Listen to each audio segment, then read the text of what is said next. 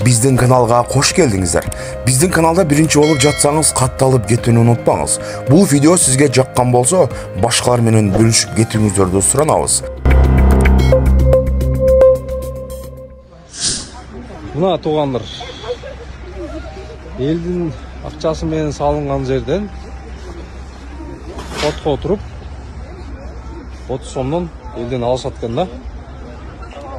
Уят да негизичи. Ар бир кишиден 30 сом алып иштейт экен.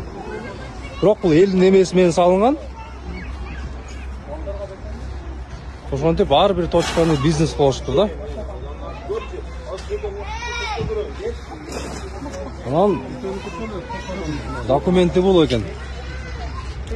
Элдерден 30 сом алганга документ ушул экен да.